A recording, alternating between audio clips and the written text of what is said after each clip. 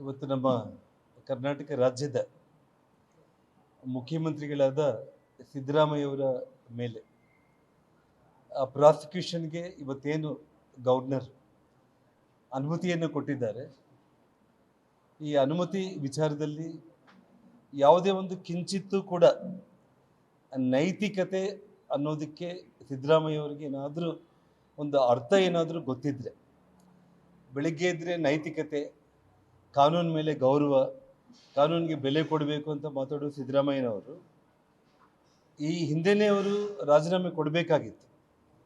ಆದರೆ ಇಷ್ಟೊತ್ತು ವೇಟ್ ಮಾಡಬಾರ್ದಾಗಿತ್ತು. ಇವತ್ತು ನಮ್ಮ ಕರ್ನಾಟಕ ರಾಜ್ಯದ ಘನತೆವಿತ್ತ ರಾಜ್ಯಪಾಲರು ಆ ಪ್ರಾಸಿಕ್ಯೂಷನ್ಗೆ ಅನುಮತಿ ಕೊಟ್ಟಾದ ಮೇಲೆ ಕೂಡ ಈ ಕ್ಷಣಕ್ಕೆ ಅವರು ರಾಜೀನಾಮೆ ಕೊಟ್ಟಿದ್ರೆ ತುಂಬ ಗೌರವ ಇರ್ತಾಯಿತ್ತು ಅವರಿಗೆ. ಆದರೆ ಇವತ್ತು ಅವರು ಮಾಡಿರೋಂಥ ತಪ್ಪುಗಳನ್ನು ಇವತ್ತು ರಾಜ್ಯದ ಜನರಿಗೆ ಈಗಾಗಲೇ ಅರಿವಾಗಿದೆ. ಆದರೂ ಕೂಡ ಅವ್ರು ಮಾಡಿರೋ ತಪ್ಪುಗಳನ್ನು ಮರೆಮಾಚಿ ನಾನು ಯಾವ ತಪ್ಪು ಮಾಡಿಲ್ಲ ಅಂಥೇಳಿ ಇವತ್ತು ಅವರೇನು ರಾಜೀನಾಮೆ ಕೊಡೋದಕ್ಕೆ ಮುಂದಾಗದೇನೆ ಕಾನೂನು ಹೋರಾಟ ಮಾಡ್ತೀವಿ ಅಂತೇಳಿ ಅವರೇನು ಹೇಳ್ತಾ ಇದ್ದಾರೆ, ಇದು ತುಂಬ ನಾಚಿಕೆಗೇಡಿನ ವಿಷಯ.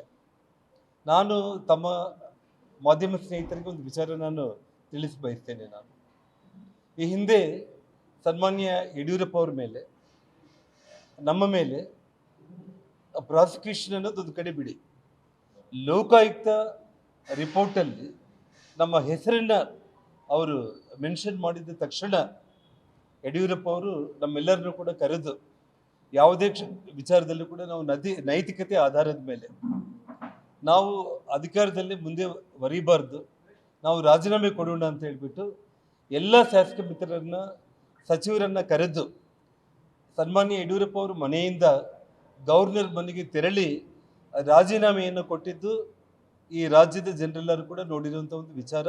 ಅದು ಒಂದು ಇತಿಹಾಸ. ಇವತ್ತು ಸಿದ್ದರಾಮಯ್ಯನವರು ಅಲ್ಪಸಂಖ್ಯಾತ, ಹಿಂದುಳಿದ, ದಲಿತ ಅನ್ನೋ ಮುಖವಾಡ ಹಾಕ್ಕೊಂಡ್ಬಿಟ್ಟು ಆ ಒಂದು ಹೆಸರಲ್ಲಿ ಜನರನ್ನ ಮೋಸ ಮಾಡ್ತಾ ಇರುವಂಥ ಈ ರಾಜ್ಯದ ಮುಖ್ಯಮಂತ್ರಿ ತನ್ನ ಅಧಿಕಾರ ಹೋಗುತ್ತೆ ಅಂದ ತಕ್ಷಣ ಇವತ್ತು ಅಲ್ಪಸಂಖ್ಯಾತ, ಹಿಂದುಳಿದ, ದಲಿತ ಅನ್ನುವಂಥ ಒಂದು ನೆಪದಲ್ಲಿ ಇವತ್ತು ನಾನು ಬಡವರ ಪರ ಮನುಷ್ಯ ಅಂತೇಳಿ ಹೇಳ್ಕೊತಾ ಇದ್ದಾರೆ. ಯಾವತ್ತು ನಾನು ಮೊನ್ನೆ ಮೈಸೂರು ಮೀಟಿಂಗಲ್ಲಿ ಸಿದ್ದರಾಮಯ್ಯವರು ಮಾತಾಡ್ತಾ ಇದ್ದರೆ ನಾನು ನೋಡ್ತಾ ಇದ್ದೆ. ನಾನು ಮಾಧ್ಯಮ ಸ್ನೇಹಿತರಿಗೆ ಕೆಲವೊಂದು ವಿಚಾರಗಳು ನಾನು ತಿಳಿಸ್ಬೇಕಾಗುತ್ತೆ. ಬಳ್ಳಾರಿಗೆ ಪಾದಯಾತ್ರೆಗೆ ಬಂದಾಗ ಈ ಮಹಾನ್ ಭಾವ ಬಳ್ಳಾರಿಗೆ ನಮ್ಮನ್ನು ಒಳಗಡೆ ಬಿಡಲಿಕ್ಕೆ ಇವರು ಬಿಡ್ತಾ ಇಲ್ಲ, ರಿಪಬ್ಲಿಕ್ ಆಫ್ ಬಳ್ಳಾರಿ ಅಂತೇಳಿ ಒಂದು ಮಾತನ್ನು ಹೇಳಿದರು. ಅವ್ರ ಮನೆ ಮುಂದೆಯಿಂದ ನಾನು ಹೋಗ್ತಾ ಇದ್ದೆ, ಜನಾರ್ದನ್ ರೆಡ್ಡಿ ಅವ್ರ ಮನೆ ಮುಂದೆ ಆ ಕಾಂಪೌಂಡ್ ನೋಡಿದರೆ ರಾಜರ ಕಾಲದಲ್ಲಿ ಆ ಕೋಟೆಗಳು ಕೂಡ ಆ ರೀತಿ ಇರೋದಿಲ್ಲ ರೀ. ಆ ಮನೆ ಒಳಗಡೆ ಹೋಗ್ಬೇಕಂದ್ರೇ ಯಾರಿಗೂ ಸಾಧ್ಯ ಇಲ್ಲ ಅಂತೇಳಿ ಒಂದು ಮಾತನ್ನು ಹೇಳಿದರು. ಈ ಕಾನೂನು ಬಗ್ಗೆ ಈ ನೆಲದಲ್ಲಿ ಇವತ್ತು ಇವರು ಜೀವನ ಮಾಡೋದಕ್ಕೆ ಇವರು ಅನರ್ಹರು. ಇವತ್ತು ಇವರು CBI ಎಂಕ್ವೈರಿ ಆಗಬೇಕು, ಇವ್ರನ್ನ ಕಿತ್ತು ಬಿಸಾಕಬೇಕು ಮಂತ್ರಿಮಂಡಲದಿಂದ ಅಂತೆಲ್ಲ ಮಾತಾಡಿದರು. ಅಂದರೆ ಕೇವಲ ನೀವು ಪಾದಯಾತ್ರೆ ರೂಪದಲ್ಲಿ ಬಂದು ಇಲ್ಲ ಸಲ್ಲದ ಆರೋಪಗಳನ್ನು ಮಾಡಿ ಇವತ್ತು ಯಾವ ತಪ್ಪು ಮಾಡದೇ ಇರುವಂಥ ನಮ್ಮನ್ನು ತಪ್ಪು ಒಂದು ಆರೋಪಗಳನ್ನು ನಮ್ಮ ಮೇಲೆ ಮಾಡಿ ಅವತ್ತೇ ನಮ್ಮನ್ನು ರಾಜೀನಾಮೆ ಕೊಡಬೇಕು, CBI ಎಂಕ್ವೈರಿ ಮಾಡಬೇಕು, ಜೈಲಿಗೆ ಹಾಕಬೇಕು ಅಂತ ಮಾತಾಡಿದ್ದವರು ನೀವು. ಅವ್ರ ಮನೆ ಮುಂದೆಯಿಂದ ನಾನು ಹೋಗ್ತಾ ಇದ್ದೆ, ಜನಾರ್ದನ್ ರೆಡ್ಡಿ ಅವ್ರ ಮನೆ ಮುಂದೆ ಆ ಕಾಂಪೌಂಡ್ ನೋಡಿದರೆ ರಾಜರ ಕಾಲದಲ್ಲಿ ಆ ಕೋಟೆಗಳು ಕೂಡ ಆ ರೀತಿ ಇರೋದಿಲ್ಲ ರೀ. ಆ ಮನೆ ಒಳಗಡೆ ಹೋಗ್ಬೇಕಂದ್ರೇ ಯಾರಿಗೂ ಸಾಧ್ಯ ಇಲ್ಲ ಅಂತೇಳಿ ಒಂದು ಮಾತನ್ನು ಹೇಳಿದರು. ಈ ಕಾನೂನು ಬಗ್ಗೆ ಈ ನೆಲದಲ್ಲಿ ಇವತ್ತು ಇವರು ಜೀವನ ಮಾಡೋದಕ್ಕೆ ಇವರು ಅನರ್ಹರು. ಇವತ್ತು ಇವರು CBI ಎಂಕ್ವೈರಿ ಆಗಬೇಕು, ಇವ್ರನ್ನ ಕಿತ್ತು ಬಿಸಾಕಬೇಕು ಮಂತ್ರಿಮಂಡಲದಿಂದ ಅಂತೆಲ್ಲ ಮಾತಾಡಿದರು. ಅಂದರೆ ಕೇವಲ ನೀವು ಪಾದಯಾತ್ರೆ ರೂಪದಲ್ಲಿ ಬಂದು ಇಲ್ಲ ಸಲ್ಲದ ಆರೋಪಗಳನ್ನು ಮಾಡಿ ಇವತ್ತು ಯಾವ ತಪ್ಪು ಮಾಡದೇ ಇರುವಂಥ ನಮ್ಮನ್ನು ತಪ್ಪು ಒಂದು ಆರೋಪಗಳನ್ನು ನಮ್ಮ ಮೇಲೆ ಮಾಡಿ ಅವತ್ತೇ ನಮ್ಮನ್ನು ರಾಜೀನಾಮೆ ಕೊಡಬೇಕು, CBI ಎಂಕ್ವೈರಿ ಮಾಡಬೇಕು, ಜೈಲಿಗೆ ಹಾಕಬೇಕು ಅಂತ ಮಾತಾಡಿದ್ದವರು ನೀವು. ಇವತ್ತು ನೀವು ಮಾಡಿರೋಂಥ ತಪ್ಪುಗಳು ಅಂದರೆ ಇವತ್ತು ಹೆಲಿಕಾಪ್ಟ್ರಲ್ಲಿ ಓಡಾಡ್ತಾರೆ, ಕಾಂಪೌಂಡ್ ವಾಲ್ಗಳು, ಸಂಪತ್ತು, ಇದ್ರ ಬಗ್ಗೆ ನೀವು ಮಾತಾಡಿದ್ದೀರಿ. ನ್ಯಾಯಯುತವಾಗಿ ಹಣ ದುಡ್ದಿರುವಂಥವ್ರು ಜನಾರ್ದನ್ ರೆಡ್ಡಿ, ನಿಮ್ಮಂಗೆ ಅಕ್ರಮವಾಗಿ ಹಣ ದುಡ್ದಿಲ್ಲ.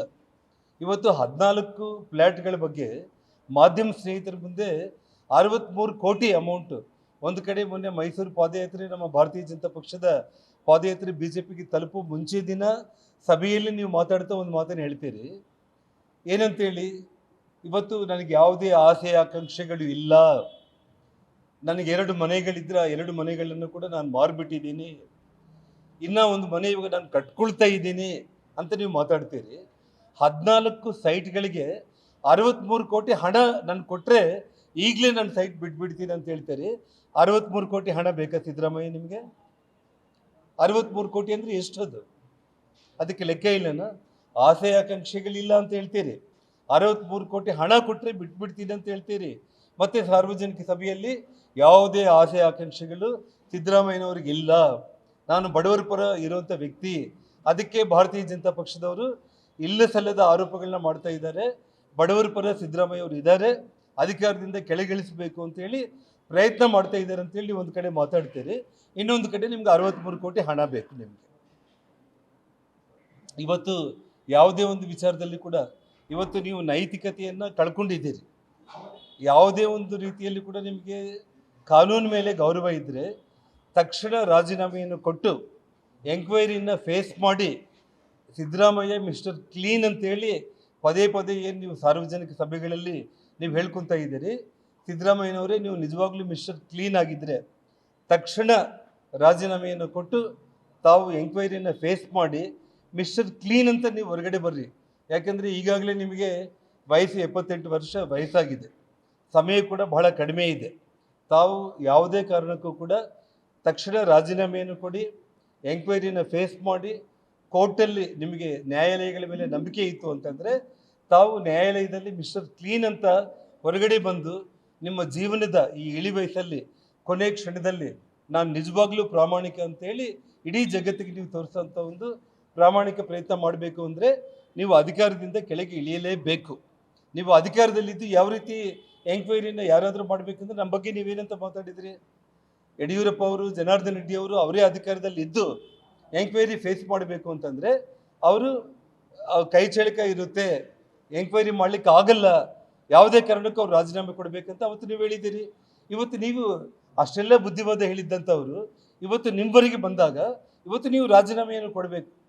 ಇವತ್ತು ಸನ್ಮಾನ್ಯ ಡಿ ಕೆ ಶಿವಕುಮಾರ್ ಅವರು ಮಾತಾಡ್ತಾ ಇದ್ದಾರೆ, 136 ಶಾಸಕರು ಕೂಡ ನಾವು ಇವತ್ತು ಸನ್ಮಾನ್ಯ ಸಿದ್ದರಾಮಯ್ಯ ಅವ್ರ ಜೊತೆಯಲ್ಲಿ ಇದ್ದೀವಿ ಅಂತೇಳಿ. ಇವತ್ತು ಅಂದರೆ ನೀವು ಭ್ರಷ್ಟಾಚಾರದ ಪರವಾಗಿದ್ದೀರಾ ಡಿ ಕೆ ಶಿವಕುಮಾರ್ ಅವರೇ?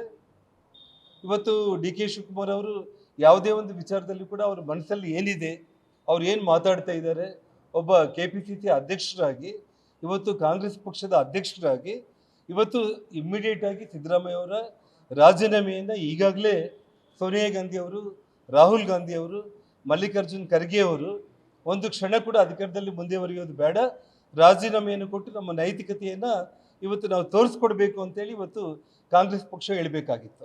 ಅದೆಲ್ಲವುದನ್ನು ಕೂಡ ಬಿಟ್ಟು ಇವತ್ತು ಎಲ್ಲ ನಾಚಿಕೆ ಇಲ್ಲ, ಮಾನ ಮರ್ಯಾದೆ ಇಲ್ಲ ಅಂತೇಳಿ ಇನ್ನೊಬ್ಬರ ಬಗ್ಗೆ ಮಾತಾಡೋ ನೀವು ಇವತ್ತು ನಿಮಗೆ ನಾಚಿಕೆ, ಮಾನ ಮರ್ಯಾದೆ ಏನಾದರೂ ಇತ್ತು ಅಂತಂದರೂ ಕೂಡ ಒಂದು ಕ್ಷಣ ಕೂಡ ಈ ರಾಜ್ಯದ ಮುಖ್ಯಮಂತ್ರಿಯಾಗಿ ನೀವು ಮುಂದುವರಿಯೋದಕ್ಕೆ ಯಾವುದೇ ಒಂದು ಇದರಲ್ಲೂ ಕೂಡ ಅವಕಾಶ ಇಲ್ಲ. ತಕ್ಷಣ ನೀವು ರಾಜೀನಾಮೆ ಕೊಡಬೇಕಂತೇಳಿ ನಾನು ಆಗ್ರಹ ಮಾಡ್ತಾ ಇದ್ದೀನಿ.